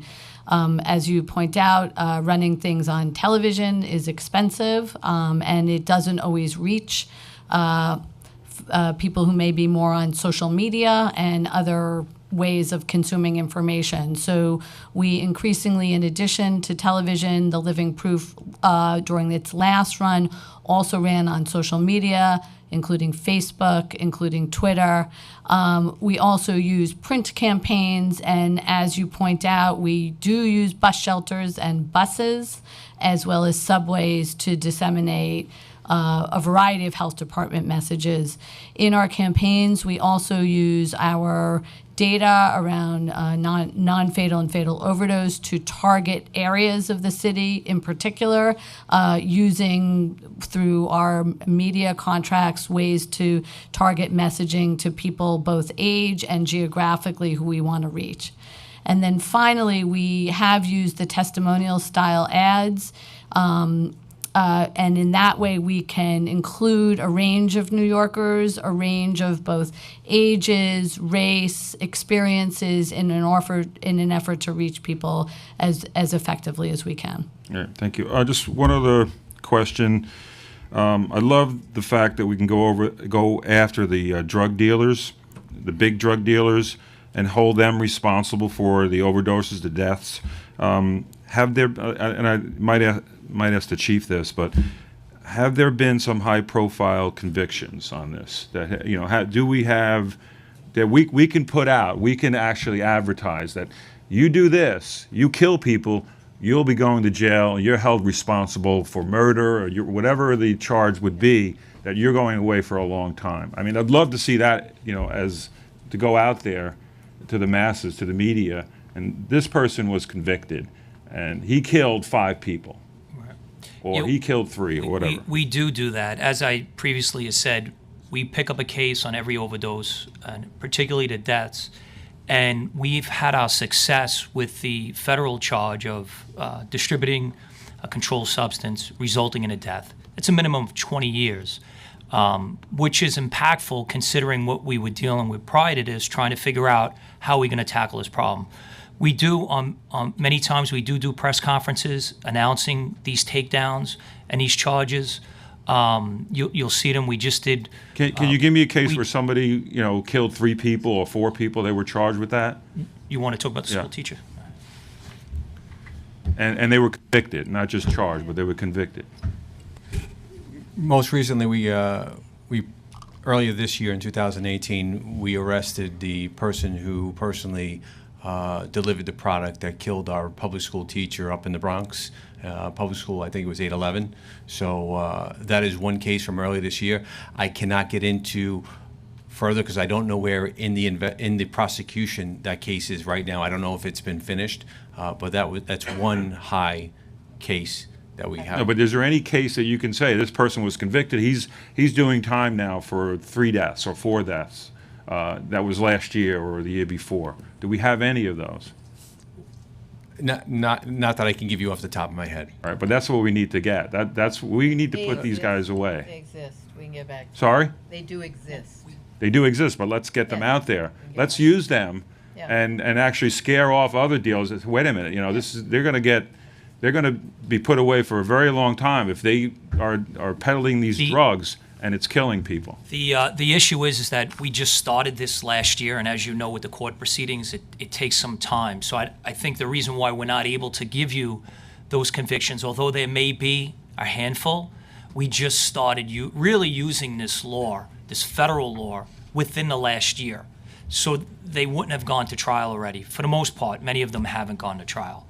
But there are numerous occasions where we have made these arrests, but the trial will take... So the federal law is only a year old? No. What I'm saying is we've concentrated on these overdoses, with these deaths, with the overdose teams, with last year. It was the beginning of last year that we've really focused in on them, and we've really tried to take these and prosecute these individuals poisoning people within our community. Okay, when we get them, though, when they actually go to jail, we need to put that out everywhere. Yeah. Thank you. Thanks so much.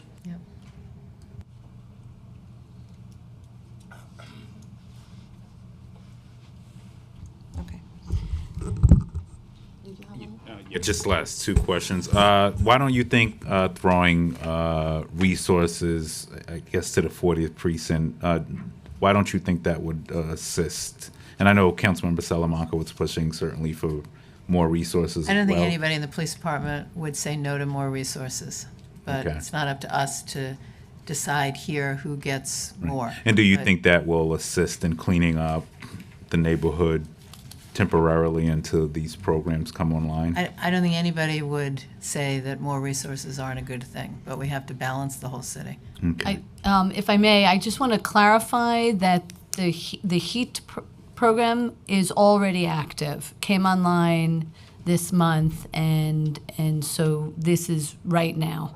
Okay, so since it's come online, So what have we HEAT seen? is the new resource that's coming online, and Bronx Hope will Right, be coming online very soon. Those are two big initiatives. It came online as of December? or As of early last month, but still, getting set up and happening. So And- we're beginning to work through it, and we're hopeful we'll see impact soon. And how much staffing?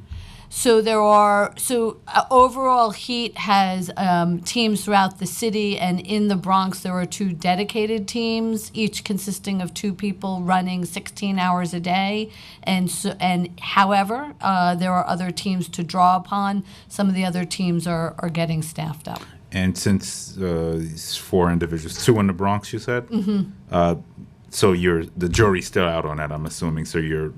Right, so we're obviously monitoring very carefully in terms of numbers of responses, what happens to those responses, and we'll happy to. And do they get wear back a to you. special color, T-shirt, a vest, or what? So they are coming soon. Those Getting special Okay. outfits. Yes, they'll be recognizable. Okay. Last question, because I don't think we got the clear answer on this. So the people who are selling, going back to that on the street, are these the same ones who are adding the fentanyl, or is that happening at a higher level? Higher level. Typically at a It's higher happening level. at a higher level. You want to answer? Add to that? You look like... Just to clarify, just something. So we were going back and saying about fentanyl, and I was listening to the doctor.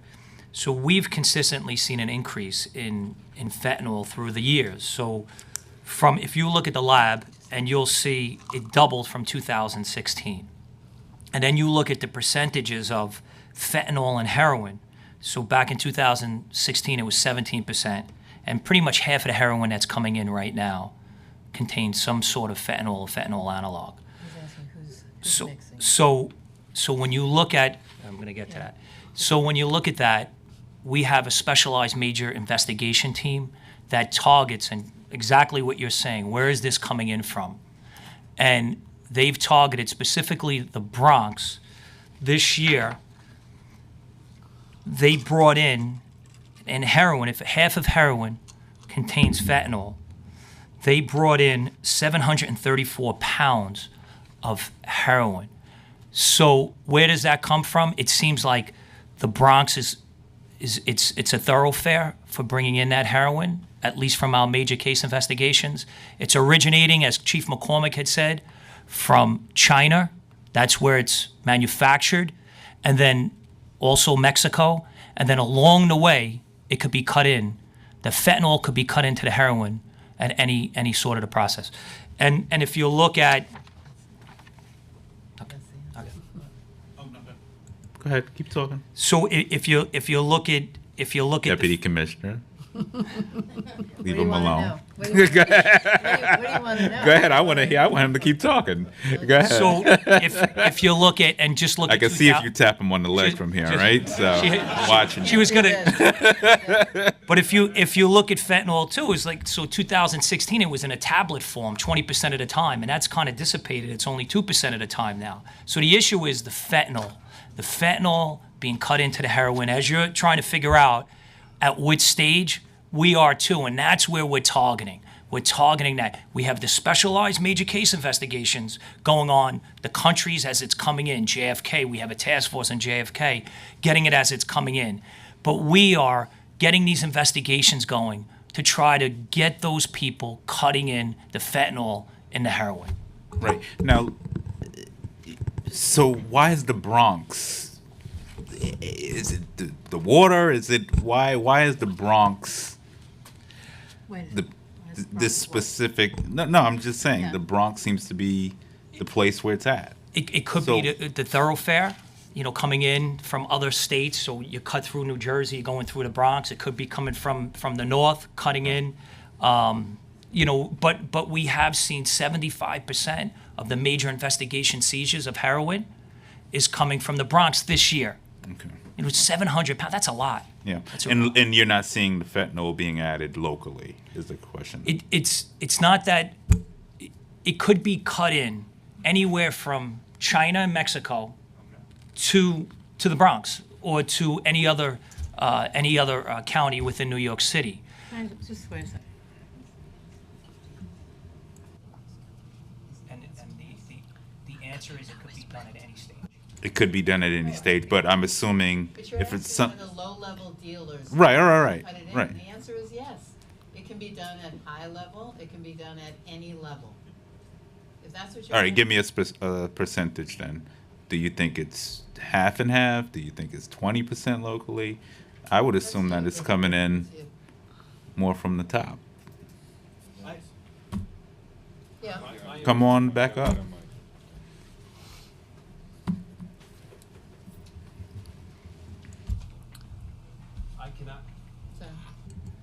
I cannot provide you with a percentage on where it's being done. I cannot. I can tell you that we conduct investigations on a local level, say, for instance, a block, a geographical area within a borough. 2 boroughs within our city, both through our country and also internationally. But I can't give you a percentage. But are you seeing it cut in locally in some of the? I don't know what you mean by locally. Locally is the fentanyl being added for the cases that you have seen. I don't want you to go into any open investigations, but would you suggest that it's happening before it comes into the Bronx, or in the Bronx it's being added, the fentanyl? On a few different investigations, it is being mixed in the Bronx. A few. Very rare does fentanyl come into this country in pure form. It's not. Okay. Explain how it does come in. It's coming in through various compounds, both through Mexico and through China. Right. So bigger dealers. Correct. Okay. All right. That's what I was trying to get at. Okay. We got our answer. Thank you. Thank you, Deputy Commissioner. You're welcome. Can you tell us are all police officers trained to use naloxone? I don't think that was clear. We have, almost all police officers have been trained to use naloxone.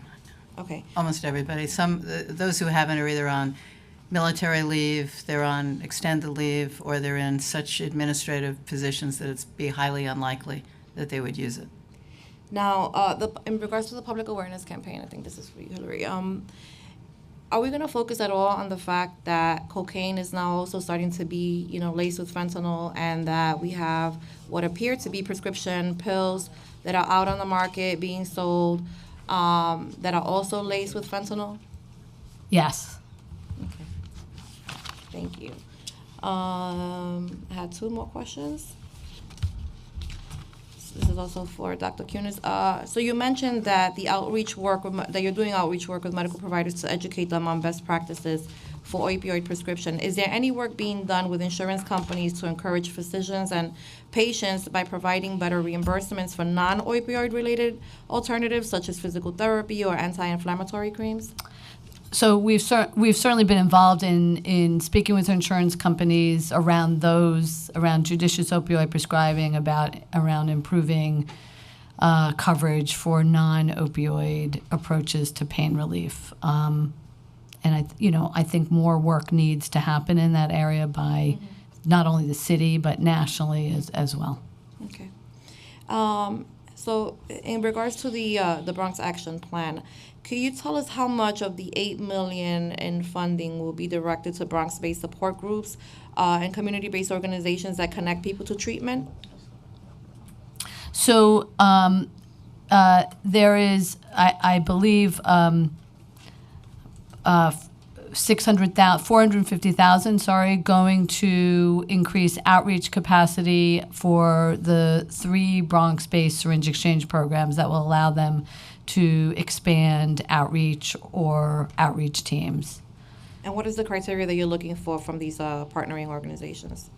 So our criteria are that we want organizations who are skilled in, I would say, the task of engaging people, meaning working with people who may have a range of health-related issues, including substance use, and are skilled in offering the language that we often use with harm reduction is meeting the person where they're at, figuring out what kind of help they're interested, and getting that help to connect with the person.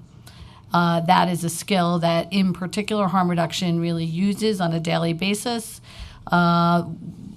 reaching out to people and pulling them into care, not sitting in an office waiting for people to show up. Understood. Now, can you tell us how was the organization Radical Health selected?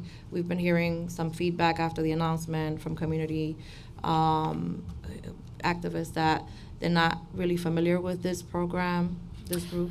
So Radical Health is a South Bronx-based organization led by a woman who is from the South Bronx, who is herself Latina.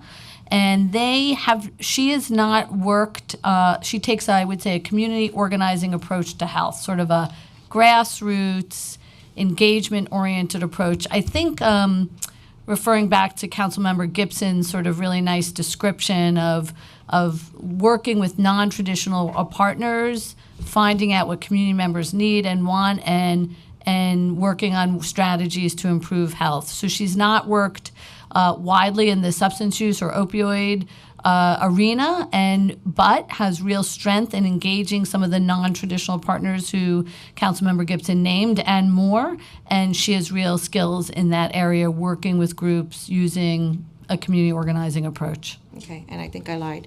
So I have 2 other questions, rapid questions. So while I was in the Bronx this summer, canvassing my 1 block, I was photographing needles, and as I accidentally walked into one of the drains.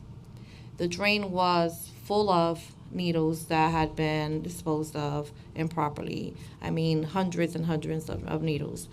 Worst case scenario, rains, it floods, the needles come up onto the street.